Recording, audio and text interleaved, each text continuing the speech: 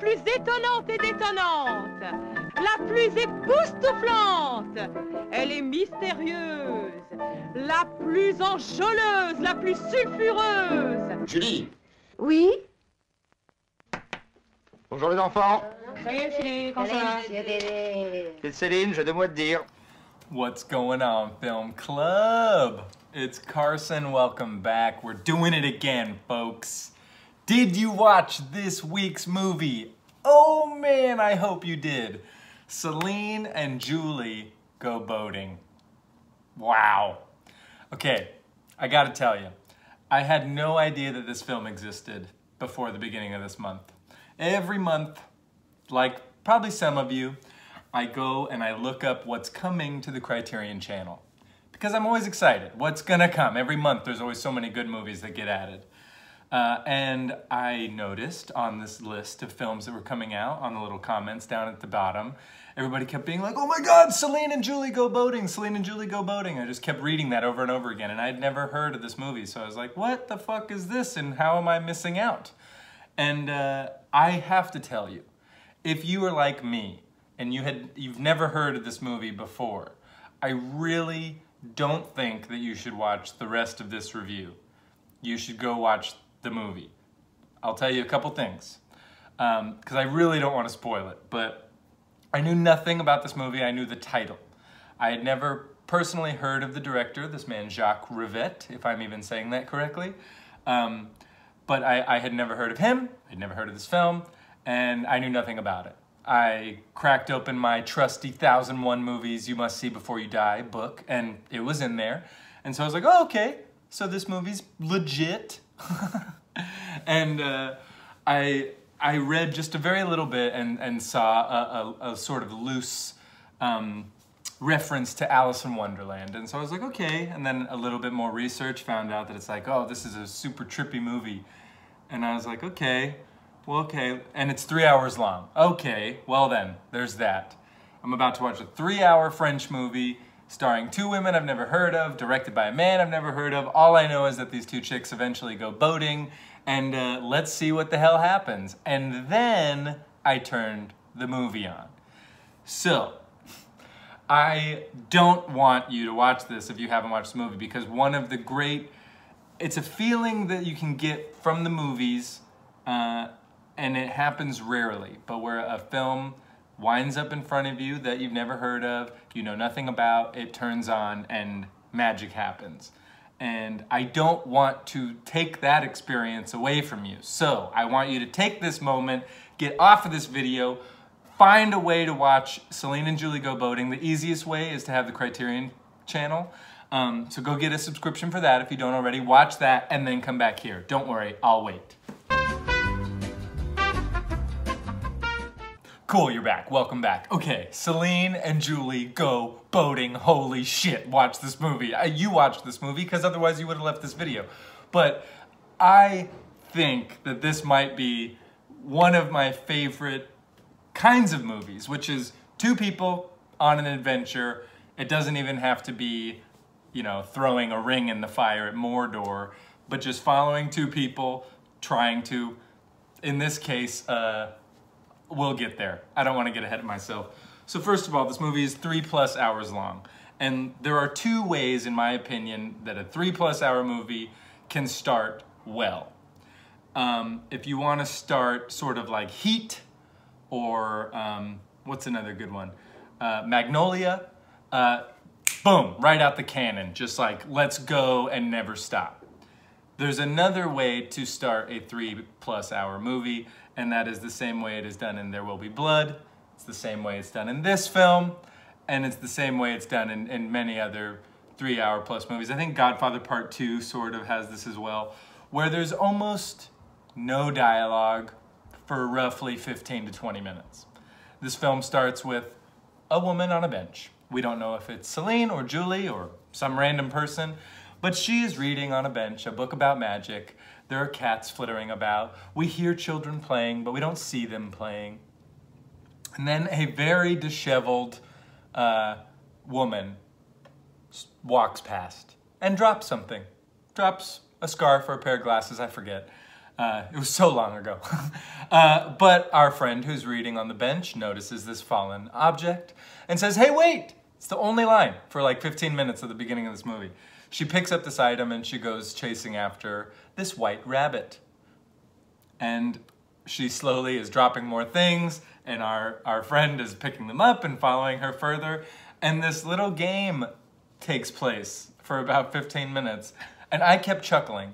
It kind of felt like some sort of silent film bit that was happening. Oh, speaking of which, there are these great silent film title cards throughout. The first one being, usually it starts, what is it? Something like this, or starts like this? Yeah, there's a title card that comes up. Usually it starts like this. Boom, we're dropped in reading. And there's a couple other times throughout the film that we'll get a little silent film title card that'll say something like, but the next morning. And it's just such a nice little touch. But yeah, we follow this girl all the way to like a magic place, magic store, magic show sort of thing. And all of a sudden we are in it, baby. Like this it is so fun to just watch these two women kind of chase each other around Paris. I think it's Paris. But yeah, another fun fact, real quick, Jacques Rivette cast these two women in these two roles because they were friends in real life. And you really get that sense of their true friendship throughout the film. As their relationship kind of blossoms throughout, it just becomes that much more clear that these two women really know and love each other. And it's displayed in little ways. There is a moment later in the film where they're I forget even what they're doing, but they're like kind of messing around with each other, and Céline like sort of twists Julie's nipple, and there's just a very clear level of comfortability between these two women. And it's maybe the best buddy duo of women ever. I mean, like, you know, you might throw in like a Thelma and Louise, or like Maya Rudolph and Kristen Wiig and Bridesmaids or something, but for my money, it's Céline and Julie. They are the best. Some of the way that they interact with each other reminded me of a pic that we watched, God, a year ago? Mikey and Nikki. John Cassavetes and Peter Falk and Mikey and Nikki have a similar sort of repartee. There's a trust, there's a certain almost invisible net that is following our two leads throughout the whole film, where you know that no matter what the other one does, somebody's getting caught and we're gonna be fine. And so we just get to sit back and enjoy the hell out of their misadventures, as it were. There's this slow unfolding that happens. We wind up, turns out Céline, our friend, is a magician. And there's a scene where Julie goes to watch Céline do her magic act. And it's actually pretty hilarious to watch, because Céline is the kind of magician who does like pretty hacky tricks and has this sort of general demeanor of, I don't give a fuck that I'm up here doing this. But there's this brief moment where a shot is edited in seemingly from another movie, and then it's gone. And it's kind of jarring at first. And it happens a couple more times, and it is very kind of just, it jolts you out of the story a little bit. And then this new element starts to get folded in to the story, where Céline is now living at Julie's house, and she notices a trunk full of these dolls, these like little baby dolls and stuff, and there's this old photograph in there. We cut to Julie, who is outside of that house, and she goes into that house and she disappears. And then Céline does a whole thing where she pretends to be Julie and goes and meets up with Julie's like ex-lover, who's also her cousin. It's this whole extra bit of story that we don't need to go in for this video. But yeah, we then only see Julie like getting thrown out of this house, and she seems delirious and she can't even really walk straight, and she somehow gets home. And it's all rather confusing, to be honest. But slowly but surely, it's sort of feeling like there's something magical and haunted about that house, and whenever we go in there, we can't really remember what happens. And Julie actually has a couple really great acting moments where she like kind of has a little breakdown trying to remember, and she can't remember. She doesn't even know what she can't remember. She just knows that she can't remember anything. And so then this little detective story almost happens with the two of them, where they are together going to try and figure out what happened in that house. And there seems to be this like candy that's involved, this little candy. It's a really great little trick that they use, and it kind of keeps with the Alice in Wonderland a little bit. In Alice in Wonderland, of course, she goes in the house, eats the thing, and grows gigantic, and she eats the other thing and goes really small. And so there is this parallel. But this candy, for whatever reason, seems to have like memory attached to it, and we don't know if it's memory, if it's dream, if it's just totally made up, if it's alternate reality. We just don't know.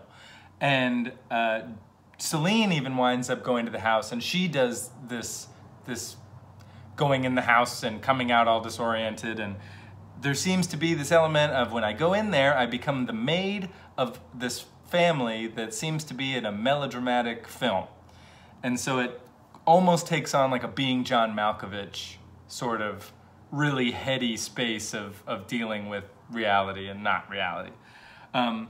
We then, you know, maybe 2 hours and 30 minutes into this movie, you get one of the greatest sequences, for my money, that French New Wave ever gave us, that comedy ever gave us. Cut real quick. Jacques Rivette, director of this film, turns out was a film critic, a very well-regarded film critic. So the fact that he went and made a movie as good as this, it reminds me of like Francois Truffaut, who was also a film critic and was also kind of dared to go make a movie. And he goes, fine, fuck you, and he made 400 Blows, so what's up? But yeah, Jacques Rivette, what was I saying? Hold please. Lost my train of thought. I'm back. Jacques Rivette, film critic, he inserts this section of the film where this little candy kind of has this replay element, and if you run out of candy, then you kind of cease the memory, and they're trying to figure out what happens past a certain point. So what we do is they figure out a scheme to where they both can get this little candy, and they can both try and figure out what happened in this melodrama. So then the film just kind of turns into Beavis and Butthead. We have Céline and Julie sitting, seemingly watching television or watching a movie. The camera is just on them, and we watch them watching something. And it almost feels like in Once Upon a Time in Hollywood when they're watching Leo's episode of FBI, and they're both like watching the TV and commenting on it, and how it has this Beavis and Butthead Mystery Science Theater element to it. So to interject these two characters sitting and like watching this other film that's kind of living within the same space as the film we're watching, all of a sudden the critic, Jacques Rivette, gets to sit in his own movie and review the movie. And it's just crazy because this I keep just referring to it as this melodramatic story, but it really is this whole other film that's happening in the one that we're watching. And it even more kind of comes out of Being John Malkovich and goes into more like Inception, Eternal Sunshine of the Spotless Mind territory, where these two women are inhabiting this like maid character. She's this maid caring for a little girl in this house where the mother has died, and now the stepmom is there, and she's creeping out the girl who's allergic to flowers, and I really don't know what any of that was about. But once we have this thing set up where they both can be in there at the same time, they start to be like in scenes that they're not supposed to be in, and the whole thing is almost playing out like there's a play happening or something. There's even a moment where like the lights go out and there's applause that can be heard. It's so fucking meta and weird and awesome. And at a certain point, once they figure out like what happened in the story, you know, she killed the little girl. Okay, got it. We finally figured out what we've been wanting to figure out for hours. Then the two of them just start fucking with the like movie play that they're in. They even say at one point, like, this isn't a melodrama anymore, and they change the song, and they just start like dancing all crazy, and the other characters, God, I do a lot of air quotes. Groot. They're dancing, and the other characters don't even see them. It's this weird thing. And it turns out this whole time they just wanted to like get the little girl out of there because she's in this bad situation. And it ends like pretty quickly where we wake up, we're not in that house anymore. They're like, whoa, that was weird. And we have the little girl, and that's great. And it almost feels like Alice has gotten out of Wonderland. And then, of course, at the end of 3 hours and 10 minutes, what do Céline and Julie do? they go fucking boating. It's really, it's so satisfying. And the little girl too, the three of them are finally in a little boat and just having a ball. It's a beautiful, seemingly summer day, and they're on a boat just having a good time. Boom, wait. In comes this other little boat. And it's the characters from that weird melodrama that we were watching, and they're all in their weird zombie-like, statuesque poses. The boat is moving, yet no one is rowing. It's actually kind of a really eerie thing. And then it ends with the most beautiful shot ever of this fucking cat. Now, if you know anything about French New Wave, you've got the ending of 400 Blows, where we stop on the kid's face. You got the ending of Breathless, where boom, Seberg looks in the camera, we end on her face. You got the end of La Dolce Vita, even, which is not French New Wave, but still around the same time. We have that little girl's face, boom, right at the end. So there is this French New Wave thing that has been established where we have this face at the end. So what the hell does Jacques Rivette do to fuck with everybody just to be an epic troll at the end of this movie? He gives us that shot, but of a cat. And it was just such a perfect ending for me and my viewing experience, given that I knew nothing about this movie, and in those first 15 silent minutes of the film, I was totally on board. By the ending of this epic journey with these two women, I get that cat shot, and I was just so sold. I was just like, this movie is as awesome as those Criterion Channel comments said. You are awesome for watching the movie and then watching me talk about it. I really appreciate you sticking around for that. But yeah, man, I'm so tickled that this movie from 1974 is hiding in plain sight from me all this time. And that's exactly why I love this club. Every once in a while, a film will show up that we watch, and it just perfectly kind of reminds me why I love discovering film, especially old films, because they're right there. You don't need to wait for them to come out in 2 weeks, 2 months, next year. They're right there. So I'm so glad you guys are watching these movies. I'm so glad that we're doing this still in quarantine, baby, going strong. Yeah, I'll put up another pic a little later. So yeah, stick around. I'm glad that we're doing this, you guys. And God, wasn't that fun? Céline and Julie, man, who knew?